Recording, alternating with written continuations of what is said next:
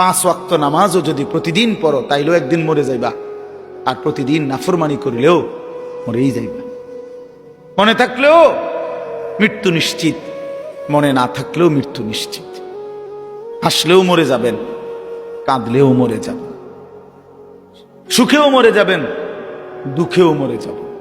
রাজপ্রাসাদের অট্টালিকায় যে সেও মরে যাবে, জীর্ণ কুঠির কুড়ে ঘরে যে সেও মরে যাবে। জীবনে যে কোনো দিন দুঃখ দেখে নাই তারও মৃত্যু হবে, জীবনে যে কোনো দিন সুখ দেখে নাই তারও মৃত্যু হবে, তারও মৃত্যু হবে। কেউ থাকবে না, কেউ না, কেউ না, কেউ না। তো এই জন্য বন্ধু আমার, বাপ আমার, ভাই আমার, আমি আপনাদের কাছে এই কথাটাই বুঝাইতে চাচ্ছিলাম। প্রথম আল্লাহর কথা মনোযোগ দিয়ে শুনবেন, আখিরাতের ফিকির করবেন, কবরের ফিকির করেন। এত খামখেয়ালি নিজেদেরকে মনে করেন। ছেলেরা বন্ধু, হয় তুমি মরে যাইবা, নয় তুমি বুড়া হইয়া যাইবা, বাকি তুমি এই যৌবনের এই হালাতের উপরে থাকতা না, এটা মনে রাখবা। হয় বৃদ্ধ হইয়া যাবা, আর নয়তো মরে এর আগেই কবরে চলে যাবে। বিশ্ববিখ্যাত বুজুর্গ হাসান বসরি রাহমাতুল্লাহি আলাইহি তিনি বলতেন, ইয়া মাশারাশ শাবাব ইন্না যারআ কাদ তুদরিকুল আহাতু ক্বাবলা আন ইয়াবলুগা। তিনি যুবক দেখলে বলতেন, যুবক মনে রাখো, সব ফুল সব ফল পরিপক্ক হয় না, পাকে না, এর আগে ঝরে যায়। এটা উনি বলতেন, এর আগে কি ঝরে যায়। একটি গাছের, আম গাছের যতগুলো মুকুল বের হয়, বইল মুকুল, এই সবগুলোই তো আম হয়, বলেন না? বলো যুবক ভাই, বলো না, সব আম হয় না। সবগুলো ছোট আম যে কয়টা হয়, এই সবগুলোই কি বড় হইয়া পাকে? ঝরেই যায়, ফুল ঝরে যায় বেশি, ছোট ছোট আম এগুলো ঝরে যায় বেশি, টিকে অল্প কয়টা। তো তিনি বলতেন যে ঝরে যায় বেশি, কিশোর তরুণ যুবক এই অবস্থাতেই ঝরে যায় বেশি, মরে যায়। এই কোরআন শরীফের আয়াতও তো আল্লাহ এটা বলছে, অবিনকুম মান ইয়াতাওয়াফা। শক্তি আসতে আসতে, পৌঁছতে পৌঁছতে, বৃদ্ধ হওয়ার আগে আগেই অনেককে আমি আল্লাহ মৃত্যু দিয়ে থাকি, আর কাউকে বৃদ্ধ চূড়ান্ত বুড়া পর্যন্ত পৌঁছে।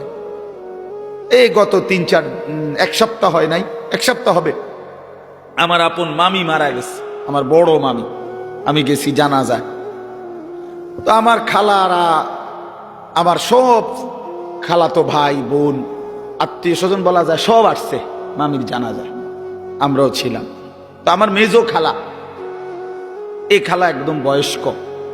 তো আমার বোনেরা আছে, সবাই বলতেছে, আমরা তখন এই বাড়িতে প্রায় 70-80 জন কিশোর যুবক যুবতী ছেলে মেয়ে, আমরা নানার বাড়িতে। এই অবস্থায় আমার বোনেরা বলতেছে, ভাই খালা, এই খালাই আমগো আর শেষ মুরব্বী, বুড়া বয়স্ক আছে, হে বুড়ি শুধু আর নাই। তাহলে এই বাড়িটার মধ্যে যেই মুহূর্তে 70-80 জন কিশোর নওজোয়ান, তখন বুড়া মাত্র একজন, শেষ বুড়া। এমন ব্যবধান হইল কেন? 70 × 1 হবে কেন? কথাটা বুঝছেন? 60-এর মোকাবেলায় একজন হবে কেন বুড়া? কারণ ওনার আমলের যারা কিশোর তরুণ যুবক ছিল, তো তারা এই বয়সে পৌঁছার কথা না এখন। তো তাহলে এই হিসাবে তো আপনার যদি যুবক হয় 60 জন, তো বয়স্ক তো কমপক্ষে 30 জন হইবার কথা, 40 জন হইবার কথা। তারা কই? আমার হিসাবটা বুঝছেন নি আপনি? তাহলে বোঝা গেল ঝরে যায় বেশি, চলে যায় বেশি, থাইকা যায় অল্প, থাইকা যায় অল্প। পুরা বাড়ির মধ্যে দাদা একজন, 10 বাড়ি মিললে বুড়া মিয়া কি 1 জন 2 জন, কিন্তু নওজোয়ান অনেক, নওজোয়ান অনেক। এই জন্য আপনাদের কাছে আমাদের এটাই কথা, আমি যে সূরাটা পড়ছি, এবার সূরাটার তরজমা শুনেন। এই মূল বক্তব্য এই কথাটা বুঝানো। আল্লাহ তাআলা এই কথাটা বারবার কোরআনুল কারীমের মধ্যে বুঝাইতে চাইছে, বান্দা বিশ্বাস করো, বান্দা যে অবস্থাতেই তুমি থাকো, খেয়াল করো আর না করো, বুঝে থাকো আর না থাকো, তুমি কিন্তু থাকতা না, তোমার আমি রাখতাম না বান্দা। আমার চূড়ান্ত অনুগত হইলেও রাখতাম না, চূড়ান্ত নাফরমানি করলেও কি রাখতাম, কোন অবস্থাতে থাকতা না তুমি। এটা হলো শেষ কথা, তুমি এটা মনে রাখবে। তুমিও থাকবা না, সৃষ্টি জগতও থাকবে না। তোমারও মৃত্যু হবে, গোটা কায়নাতেরও মৃত্যু হবে। এই কথাইটা কোরআনুল কারীমের মধ্যে আল্লাহ তাআলা খুব বুঝাইছেন যে বান্দা কেন দুনিয়া নিয়া ইসসাকালতুম ইলাল আরদ, আহা বান্দা জমিনটা নিয়ে এমন কামড়াইয়া পড়লা কেন? ইসসাকালতুম অর্থ এইটা মানে কামড়াইয়া ধরা। আমি যাইতাম না, বাচ্চা যেরকম অনেক সময় ধরে না, আমি যাইতাম না, এমন ভাবে ধরছে যে এতে আর সরানো যায় না। ছাগল যেভাবে খোঁট দেয়, ছাগলের খোঁট দেওয়া বুঝছেন? ছাগল যে এরকম পাও দিয়া খোঁট দিলে বাপরে বাপ, আরেক ছাগল দিয়েও এতে সরান যেত না। বহুত আমার জীবনে একবার ছোট বোন, ওই চান্দলা, ব্রনফারা চান্দলা একটা জায়গা আছে, এই চান্দলা আমার বোন বিয়ে দিছি, ছোট বোন। তো কোরবানির ঈদের সময় মায় 2 দিন আগে আমারে কইছে যে টাকা দিছে, চান্দলার পাশে একটা জায়গা আছে 60 বাজার, ওইখান থেকে খাসি কিনা দিতাম, মানে বোনের শ্বশুর বাড়ি কিনা দিতাম আর ঈদ কোরবানি উপলক্ষে। তা আমি বোনের শ্বশুর বাড়ি গিয়ে তালুইরে নিয়া বলছে চলেন একটা খাসি কিন তালুই। তো চালুই বয়স্ক মানুষ, খাসিটা কিনার পরে আমি হাবড়ারে কইলাম তালুই অল্প দূর রাস্তা, 60 থেকে আর চান্দলা যাইতে নাই তো 10-15 মিনিট 20 মিনিট লাগবে, আরো আগের কথা।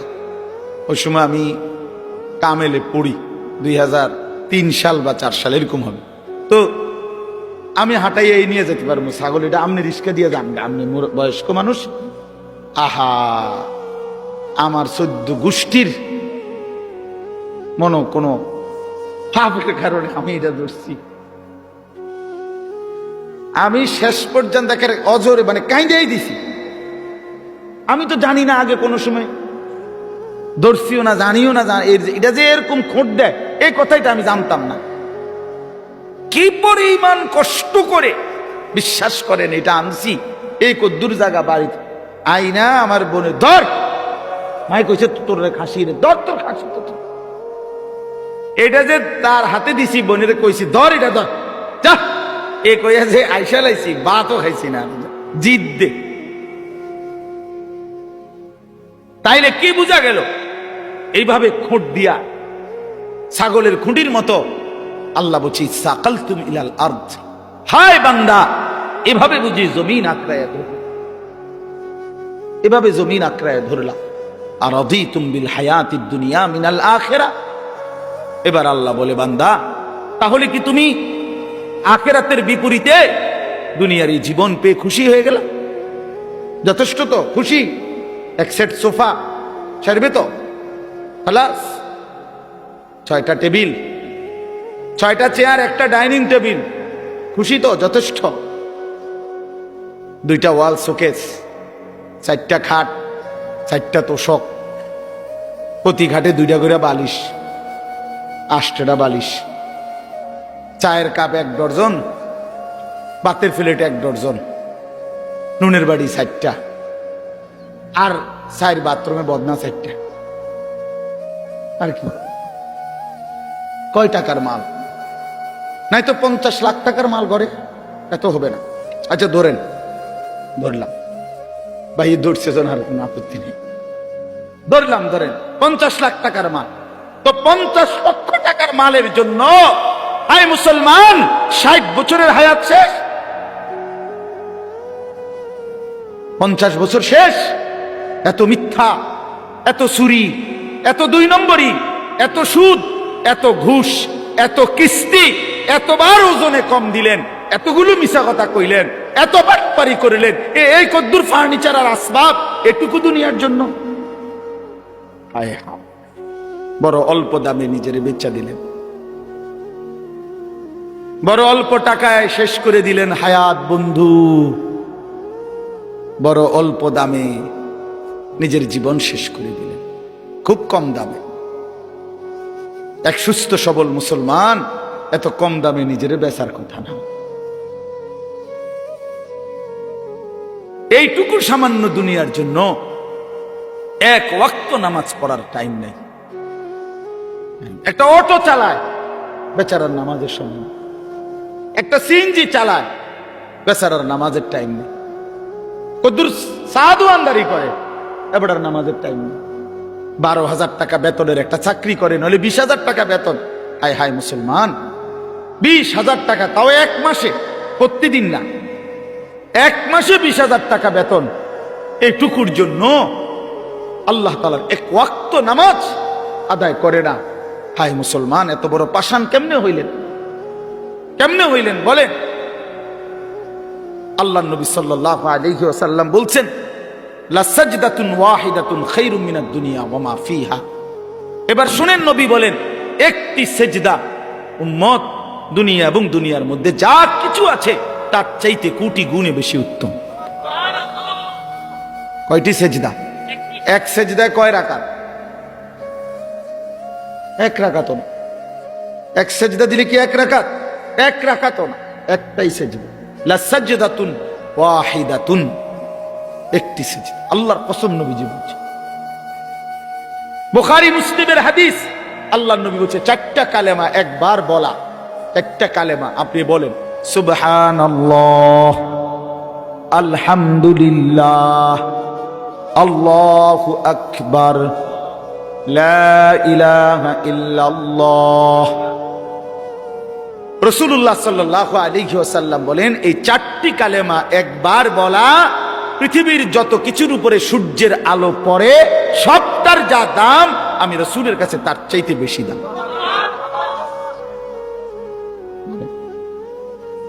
কি ধরলেন? কি হারাইলেন? কি হারাইলেন? এক ওয়াক্ত নামাজের মূল্য কত? ফজরের 2 রাকাত সেজদার মূল্য কত? রাসূলুল্লাহ সাল্লাল্লাহু আলাইহি ওয়াসাল্লাম বলছে, রাকাআতুল ফজরি খায়রুম মিনাদ দুনিয়া ওয়া মা ফিহা। ফজরের 2 রাকাত সুন্নত, হ্যাঁ হাদিস, দুনিয়া এবং দুনিয়ার মধ্যে যা কিছু আছে তার চাইতে কোটি গুণে বেশি উত্তম। তো ফজরের ফরজ 2 রাকাত, এটা তো আরো আছে, এটা তো রয়েই আছে, কতটা বেশি। কুল মা ইনদাল্লাহি খায়রুম মিনাল লাহবি ওয়া মিনাত তিজারা। কোরআন শরীফে আছে। একবার জীবনে সাহাবীরা প্রথম দিকে নবীজি সাল্লাল্লাহু আলাইহি সাল্লাম জুমার খুতবা দিচ্ছিলেন। জুমার নামাজের খুতবা ইসলামের প্রথমে শুরুতে জুমার নামাজের পরে হইতো, এটাই তাফসীর। মানে ঈদের খুতবা কখন হয়? নামাজের পরে। এই ঈদের খুতবা এখন যেভাবে হয়, প্রথম জুমার খুতবা এভাবে হইতো। মানে নবীজি ফরজ 2 রাকাতের সালাম ফিরাইয়া এরপরে মিম্বরে দাঁড়াইয়া কি পড়তেন? খুতবা দিতেন। এটাই ছিল তখন নিয়ম। এরকম একদিন খুতবা দিতেছে, সাহাবায়ে কেরামের কিছু সাহাবী মদিনার বাজারে ফু দিছে। কেউ ব্যবসায়ী পাইকারি মাল আনে, মাসে 15 দিনে তখন নিয়ম ছিল একদিন পাইকারি মাল আসতো। তো যে বেটা পাইকার, এ বেটা বাসি ফু দিত। ফু দিলে খুচরা দোকানদাররা বুঝতো পাইকার আসছে, সবাই দৌড়াইয়া হুড়াহুড়ি করে যার যার মাল নিত। এই বেটা তো আর আসবে না আবার। তো এই সাহাবীরা যারা মদিনার বাজারে ব্যবসা করত, ওনারা এই বাঁশির ফু এটা শুনছে। ওই খুতবার মুহূর্তে নবীজি খুতবা দিতে দাঁড়াইছে, জুমার নামাজের পরে, নামাজ ফরজ শেষ করছে। এই সবাই যারা মদিনার বাজারে ব্যবসায়ী, ওনারা সব উঠে চলে গেছে ওইখানে মাল আনার জন্য। কারণ বুঝছে যে যদি পরে যায় তত পাইতো না। এই এতটুকু শুধু নামাজ না, খুতবা, খুতবার সময় আল্লাহর কসম, কোরআন শরীফের একটি পূর্ণাঙ্গ সূরা আল্লাহ তাআলা এই ব্যাপারে নাজিল করছে। সূরা জুমা। এই জুমা সূরার নামই জুমা। আল্লাহ নাজিল করে বলছেন, ওয়া ইদা রাআউ তিজারাতান আও লাহওয়ান ইনফাদ্দু ইলাইহা ওয়া তারাকুকা কাইমা। নবী কামটা করলো কি এরা? এদের ব্যবসা এবং তামাশা, এই দুনিয়ার তামসার জন্য আল্লাহ দুনিয়ার পুরো উপার্জনটারও বলছে তামসা। বেটা আল্লাহ বলছে এই ব্যবসা এবং তামাশার দুনিয়ার জন্য এরা ছুটে চলে গেল। ও তারাকুকা কাইমা, আপনাকে এখানে দাঁড়ানো অবস্থায় খুতবায় রেখে চলে গেল। হায় হায়, করলা কি তোমরা? আল্লাহ নিজে তখন বলে, কুল মা ইনদাল্লাহি খায়রুম মিনাল লাহবি ওয়া মিনাত তিজারা। হায় আমার নবীর সাহাবীরা, শুনো, এই নামাজ, এই খুতবার বিনিময়ে আল্লাহর কাছ থেকে যা পাইতা তা তোমাদের এই ব্যবসা এবং রং তামাশার এই দুনিয়ার চাইতে কোটি কোটি কোটি কোটি গুণে উত্তম ছিল। এর চাইতে সুন্দর আয়াত কি হইতে পারে? এর চাইতে পরিষ্কার কথা মালিকের আর কি হইতে পারে? ভাইয়া বলেন, ইনসাফ করে বলেন। আর কেমনে আল্লাহ বুঝাইতো? আর কেমনে বুঝাইতো? আপনার অসংখ্য মুসলমান, আমি আজকেও আমার জুমার নামাজ ওই শাসনগাছা, আমি এক মসজিদে এই মাস থেকে 2 জুমা পড়াই নামাজ। তো এইখানে বলছি যে আপনারা যারা শুধু শুক্রবারে জুমার নামাজ পড়তে আসেন, কেন আসেন? বাকি সপ্তাহ কেন আসেন না? বাকি 5 ওয়াক্ত নামাজ কেন পড়েন না ভাই? সপ্তাহের বাকি দিনগুলো কেন নামাজ পড়েন না? শুধু শুক্রবারে 2 রাকাত নামাজ পড়তে কেন আসেন? এ কথা বুঝানোর জন্য যে আপনি মুসলমান, এটা বুঝানোর লাগে নাকি?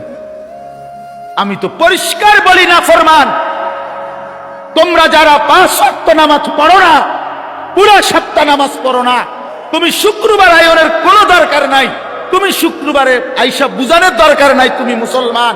তুমি মুসলমান আমরা এটা জানি। তোমার না ভোটার আইডি কার্ড আছে? তোমার এনআইডি আছে তো? তোমার জন্ম নিবন্ধন সনদ আছে? আমরা জানি তুমি মুসলমান। তুমি মুসলমান আমরা জানি বেটা। মিথ্যাইও তুমি। কি দরকার ছিল? কি দরকার ছিল নিজেকে মুসলমান বুঝাইবার জন্য? না না, মুসলমান আমরা জানি, আপনি মুসলমান আমরা মানি, আমাদের মুসলমানের কবরস্থানেই দাফন করা হবে। নাই তো বলেন কেন? যদি বলেন না হুজুর আমি এই জন্য আসি নাই, আল্লাহর জন্য আসছি, তো আল্লাহর জন্য আসলে আসরের নামাজে আসলেন না কেন? প্রতিবাদ করেন। একজন প্রতিবাদ করেন না যে না হুজুর আপনি ভুল বলছেন, আমি আল্লাহর সন্তুষ্টির জন্য আসছি।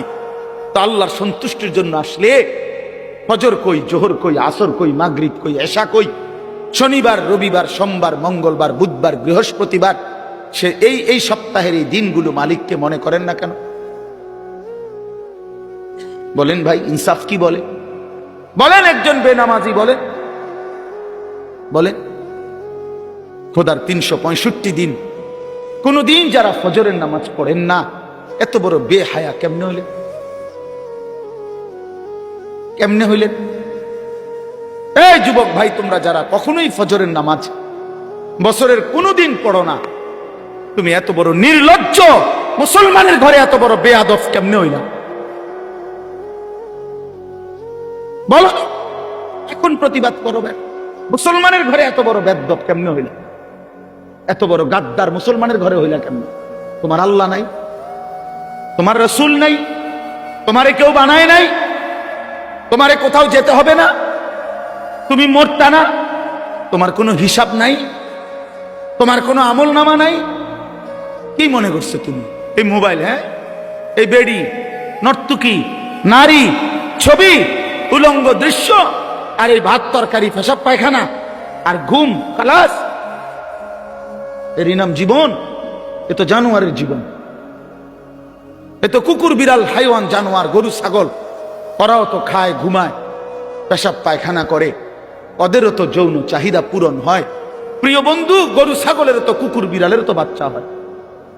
তো বাচ্চা যেহেতু হয়, এটাই তো প্রমাণ করে এদের যৌন চাহিদা পূরণ হয়, নয়তো হ্যাঁ কেমনে বাচ্চা হয়? জানোয়ারের বাচ্চা হয় কেমনে তাহলে? ইনসাফ করে বিবেককে বলেন। আপনার স্ত্রী বেপর্দা, তা আপনার আত্মসম্মান কই রইল? আপনার মেয়েটা বেপর্দা, হ্যাঁ, আপনি বুঝেন না এটা? 8-7 কাপড় পরে আপনার মেয়ে কোথায় যায়? 14 বছরের, 16 বছরের, এই 18 বছরের এই উপযুক্ত কন্যা 8-7 কাপড় পরে কোথায় বের হয়, কাকে দেখাইতে যায়? আপনি বুঝেন না? বিসিরা খান, আপনি হুদা বন খান, আপনি ভাত খান না? এতটুকু হায়া যেই বাপের নাই, তো তুমিও তো বেহায়া, তোমার মেয়েও তো বেহায়া। যে স্ত্রী বেহায়া, স্বামীও বেহায়া, স্ত্রীও বেহায়া, দুজনেই তো বেহায়া বেটা তোমরা। নাহলে আত্মসম্মান থাকলে, আত্মমর্যাদা থাকলে, পৌরুষ থাকলে, আমি বাইচা থাকতে আমার বউ বেপর্দা হবে বেটা, তো আমি বাইচা রইলাম কেন? আমি বাইচা থাকতে আমার মেয়ে বেপর্দা, তো আমি বাপ কিসের? আবার আমার বাপ কিসের? আমি স্ত্রী সন্তানের মধ্যে যদি দিন না থাকে, বিবি বাচ্চার যদি আখিরাত না থাকে বন্ধু, তো আল্লাহ তাআলা আমাদেরকে সংসার কেন দিলেন? পরিবার কেন দিলেন? স্ত্রী সংসার কেন দিলেন আমাদেরকে?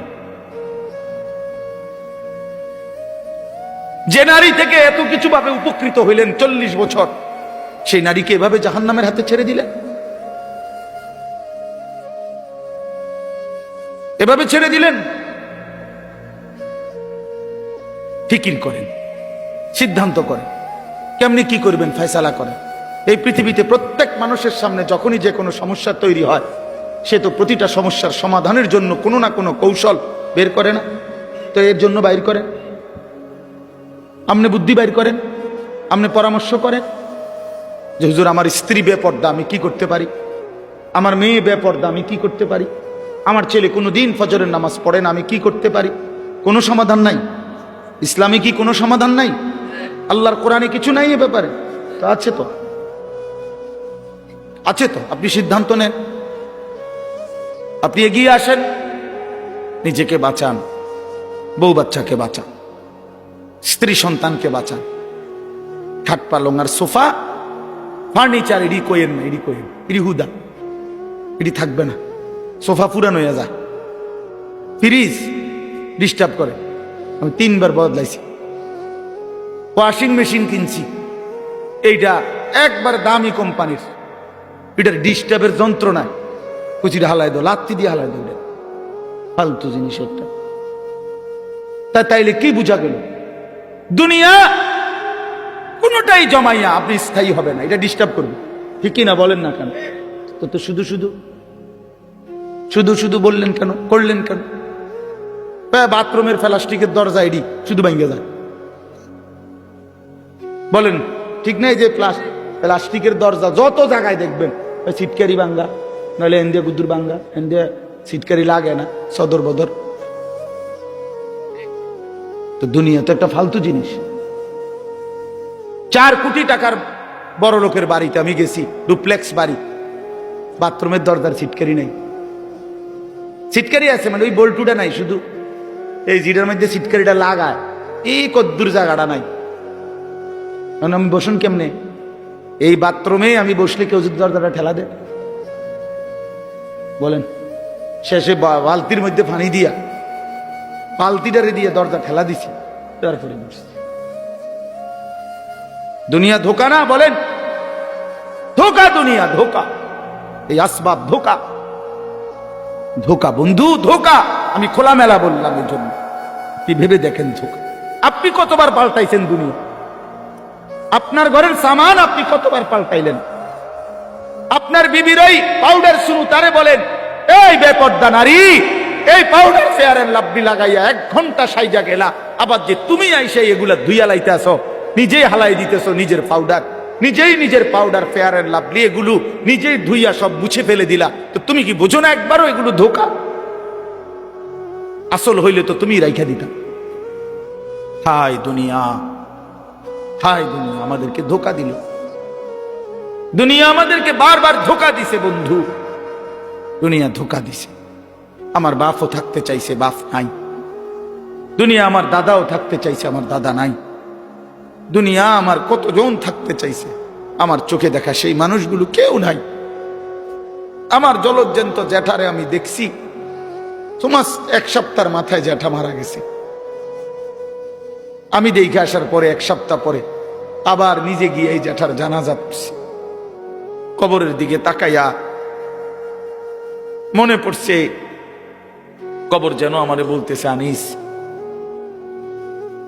তোর জ্যাঠারে বানাইবার জন্য আমি আমার কাছ থেকে একটু মাটি দিছিলাম, আজ আমার মাটি আমি আমার কাছেই ফেরত নিলাম। ওয়াফিহা নুঈদুকুম,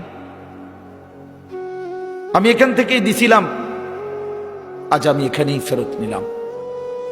প্রিয় বন্ধু আমার, বাপ আমার, ভুল যেন না হয় বন্ধু। হাসলেও মরে যাবেন, কাঁদলেও মরে যাবেন। এই কথাই বলছিলাম। তাইলে কি আশ্চর্য জীবন ভাইয়া, তোমরা কি জীবন পছন্দ করলাম? সারাটা দিন নারী, ছবি, মোবাইল, নাচ গান, এক ওয়াক্ত নামাজ পড়ো না, শরীর অপবিত্র, পেশাবের ঠিকমতো পবিত্রতা নাই, পায়খানার পরে ঠিকমতো পবিত্রতা নাই। আর এই উলঙ্গ ছবি, নাচ গান দেখতে দেখতে সারা দিন সারা রাত শরীর তো নাপাক হয় বন্ধু। এই নাপাক দেহ নিয়ে, এই জানোয়ারি জিন্দিগি নিয়ে কেমনে ঘুমাও, কেমনে রাত কাটাও, কেমনে শো, কেমনে হাঁটো? আমি বুঝি না তুমি মানুষ না জানোয়ার। আরেকবার ভাইবো বন্ধু, আরে বেহায়া সন্তান, বেপর্দা নারী, বেহায়া কন্যা, আরেকবার ভাই, মানুষ না জানোয়ার। আল্লাহ আমাদেরকে মাফ করেন। তো আল্লাহ তাআলা বলেন, বান্দা নবী রাসূলুল্লাহ সাল্লাল্লাহু আলাইহি সাল্লামকে বলছে, বন্ধু আপনি কি জানেন সেই বিকট আওয়াজটা কি? সেটাই কিয়ামত। সব ভাঙবে, সব ভাঙবে। আপনি কি মনে হয় এটা হইবে নি? আসলে কথা বলেন না কেন? ছেলেরা বলো না ভাইয়া, হবে এটা? 100 কিয়ামত, পৃথিবী ধ্বংস হবে। কারণ আল্লাহ তাআলার কোনো কথা বন্ধু শত্রু কারো কাছেই ভুল প্রমাণিত হয় না। বুঝেন নাই? মানে আমরা ইমানদার, আমাদের গবেষণাতেও কোরআনের সব কথা সঠিক, সমস্ত কাফের মুশরিক বেঈমানদের গবেষণাতেও কোরআনের সব কথা সঠিক। তার মানে কি, বন্ধু শত্রু সবার কাছেই কোরআন কি সঠিক। রাসূলুল্লাহ সাল্লাল্লাহু আলাইহি সাল্লামের জিন্দিগির 23 বছরের একটা সুতা, 23 সেকেন্ড বন্ধু শত্রু সবার কাছেই সর্বশ্রেষ্ঠ। বলেন, রাসূলুল্লাহ সাল্লাল্লাহু আলাইহি সাল্লামের জীবনের একটা মিনিট, একটা ঘন্টা, একটা সেকেন্ড দুশমনরাও পরীক্ষা করছে। আজকে 1450 বছর ধরে শুধু রাসূল সাল্লাল্লাহু আলাইহি সাল্লামকে নিয়ে আমরা শুধু বলি আর ভাবি এমন না, কাফের বেঈমানরাও ভাবে, গবেষণা করে, এই নিয়ে বিশ্লেষণ করে, কিন্তু তিনি সবার কাছেই শ্রেষ্ঠ। বন্ধুও পরীক্ষা করে দেখছে তিনি সর্বশ্রেষ্ঠ, দুশ্মনেও পরীক্ষা করে দেখছে তিনি সর্বশ্রেষ্ঠ। তিনি সুন্দর, নবী সাল্লাল্লাহু আলাইহি সাল্লামই সবচেয়ে সুন্দর। তার সব কথাই সঠিক, তার সব কথাই যৌক্তিক, তার সব নড়াচড়া পর্যন্ত সর্বাধিক সুন্দর, সবচেয়ে স্মার্ট, সবচেয়ে সুন্দর। তিনি হাসলেও সুন্দর, তিনি কাঁদলেও সুন্দর। নবী সাল্লাল্লাহু আলাইহি সাল্লাম কথা বললেও সুন্দর, চুপ থাকলেও সুন্দর। চুপ থাকলেন, নবীজির বহু সাহাবীরা আছেন, নবীজি যখন চুপ থাকতেন, কথা বলতেন না, তখনও ওনার দিকে তাকায় থাকতেন।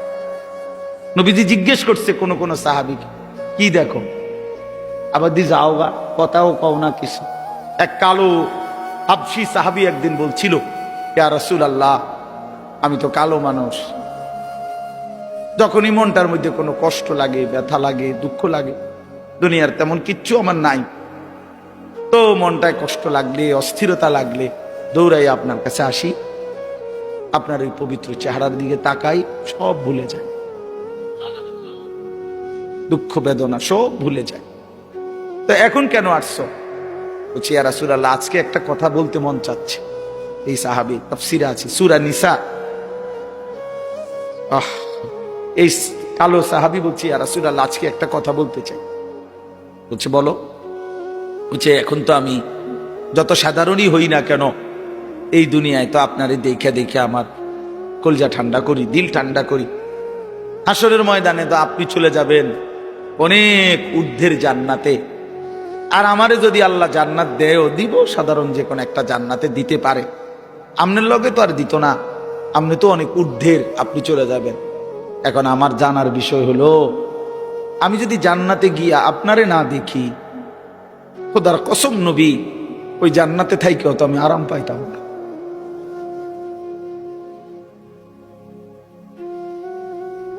তখন আমি আপনাকে দেখব কিভাবে? সুবহানাল্লাহ, সুবহানাল্লাহ। আল্লাহ তাআলা বলেছেন, ওমান ইউতিল্লাহ ওয়ার রাসূল ফাউলাইকা মাআল্লাযীনা আন'আমা আল্লাহু আলাইহিম মিনান নাবিয়্যিন ওয়াস সিদ্দিকিন ওয়াশ শুহাদা ওয়াস সালিহিন। বন্ধু, আমি ওয়াদা দিলাম, আমি আল্লাহ এবং আপনি রাসূলের পূর্ণ আনুগত্যের হক যে আদায় করবে, অনুসরণ করবে আপনাকে 100% 100% আমি আল্লাহ আপনার সাথেই তাকে থাকতে দেব। কেমনে আমি বুঝ করবো, আপনি ওরে কইয়া রাখবেন। নবী সাল্লাল্লাহু আলাইহি ওয়াসাল্লাম ওই হাবশী সাহাবীকে বলছে, আল্লাহ রাসূলের আনুগত্য যদি পূর্ণ করতে পারো, ওয়াদা দিছে মালিক তুমি আমার সাথেই থাকবা। সাহাবী চিৎকার দিয়া ওইখানেই ইন্তেকাল করছে। निकल जाए दम तेरे कदमों के नीचे, यही दिल की हसरत, यही दिल की आरजू है। এটা উর্দু শের আর কি। অর্থ হলো, হে প্রিয়তম, তোমার কদমের নিচে জীবন দিলাম, এই ছিল আমার আরজু, এই ছিল আমার আকাঙ্ক্ষা, আমার তামান্না, দিলের আশা ছিল এই। আল্লাহ রসুলের কদমের নিচে জীবন দিয়ে দিছে।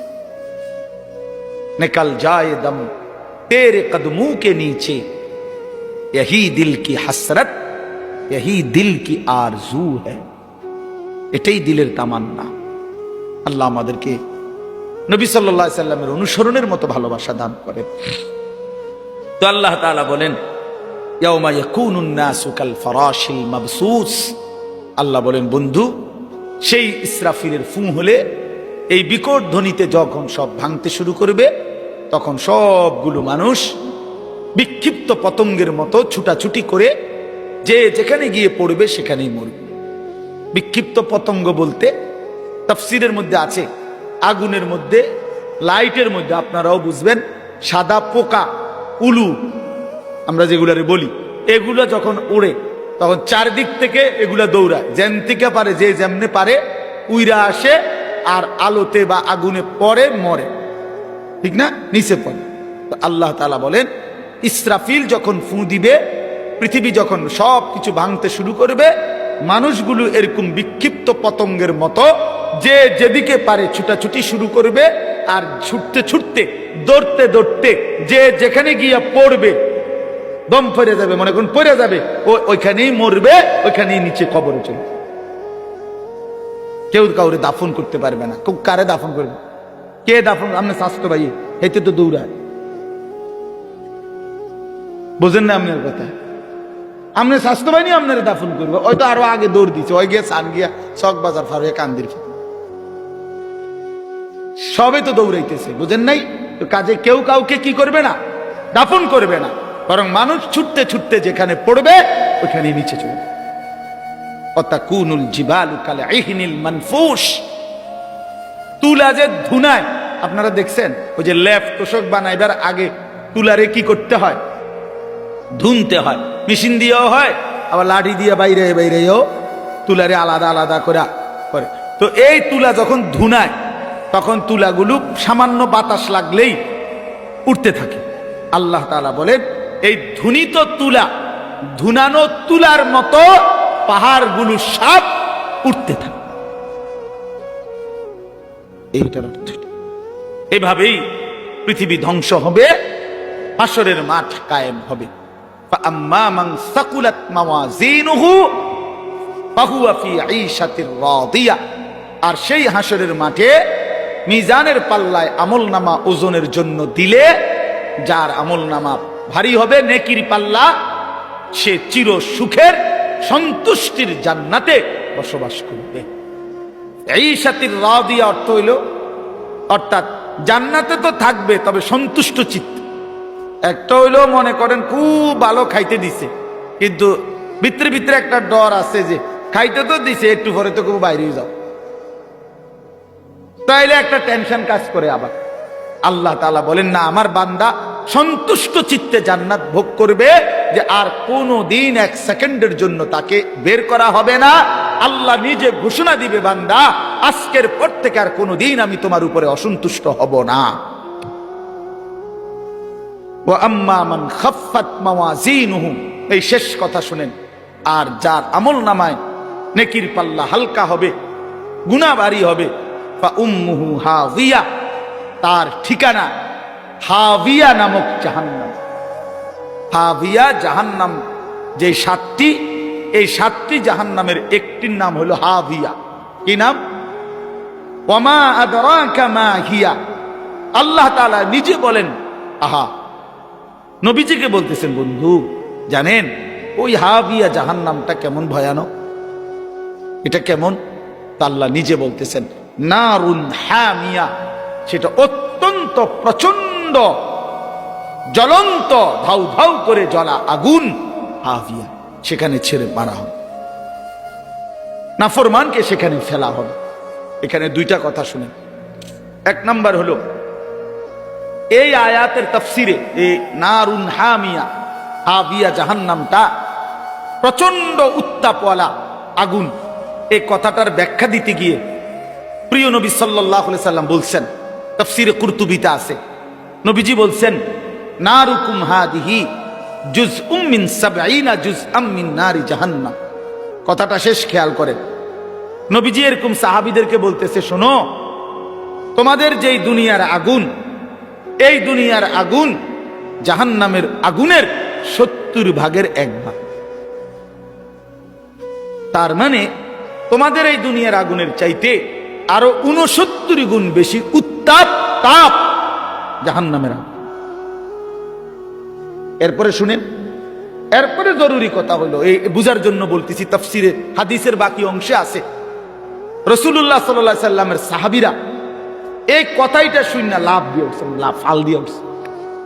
ফাল দিয়ে ওইটাই বলতেছে, ইয়া রাসূলুল্লাহ ওয়া ইন্না যালিকা লাকাফিয়া, হে আল্লাহর নবী, হায় হায় আপনি কি কইলেন? এটা আগুনে পুরাইয়া ছাই করে ফেলার জন্য দুনিয়ার এই আগুনই তো যথেষ্ট। লাকাফিয়া অর্থ হলো এটাই তো সারে। আল্লাহর নবী সাল্লাল্লাহু আলাইহি সাল্লাম বলেন, তাহলে বুঝো হায় উম্মত, এর চাইতে আরো 69 গুণ বেশি আগুনের তাপ কেমন। এই আগুন যদি তোমাদের কাছে এমন মনে হয়, আমি কুমিল্লা মেডিকেল কলেজে একবার, এই কুসাইতলি জীবনে একবার একজন আগুনে পোড়া লোককে দেখতে গেছিল, আমার পরিচিত। ওই বেচারার এক হোটেলের সামনে দিয়ে যাওয়ার সময় ভুলে হোটেলওয়ালারা পুরা কড়াই গরম পানি রাস্তার যে ছুঁড়ে মারছে, এই বেচারার পিছন দিয়ে পড়ছে, পুরাটা প্রাণ পিছনের অংশ পুড়ে গেছে। আমার পরিচিত লোক, এক সময় মাদ্রাসায় পড়ছে উনি, ওনার আমি দেখতে গেছিলাম এই মেডিকেল কলেজ। আল্লাহর কসম, আমি জীবনে কোনো মানুষের চিৎকার এর চাইতে ভয়ানক আমি আর দেখি। ওই আগুনে পোড়া মানুষটারে তখন নার্স তার এই পোড়া চামড়া এগুলো টাইনা টাইনা উঠাইতেছিল, ড্রেসিং করবে। ভাইয়া সেই কি পরিমাণ চিল্লাইছে,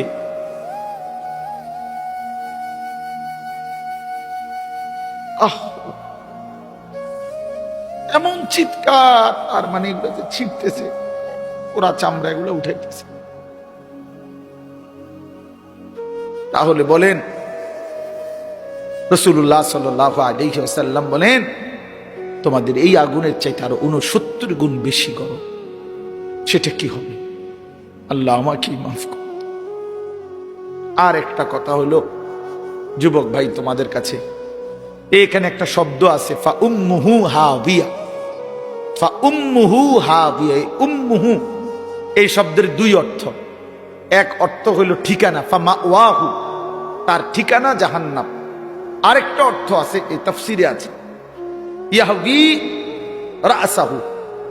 তাফসিরের মধ্যে লিখছে, অর্থ হইল যখন আমলনামা হালকা হবে, গুনার পাল্লা ভারী হবে, তখন এই ফেরেশতা আল্লাহর কসম মাথার সামনে এই চুলের অগ্রভাগ কাপ করে ধইরা, চুল ধইরা, ইয়াহবি রাসাহু, এ তার মাথা ধইরা, চুল ধইরা, তারে ফেরেশতা একটা টান দিয়া দাঁড়ানোর থেকে মাটিতে ফেলে দিবে।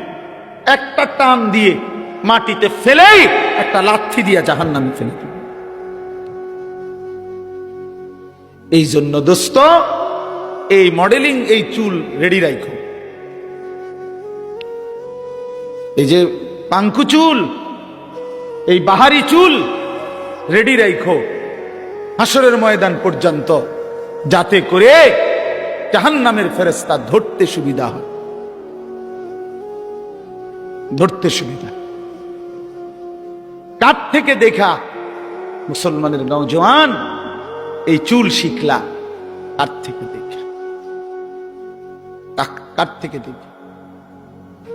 ইহুদির মডেল, খ্রিস্টানের মডেল, হিন্দুর মডেল, বৌদ্ধের মডেল, নাস্তিকের মডেল, মুরতাদের মডেল, আল্লাহ দ্রোহী দুশ্মনের মডেল ছাড়া আর কি এগুলো? তার মানে ওরা তো নিজেই জানে ওদের ঠিকানা জাহান্নাম।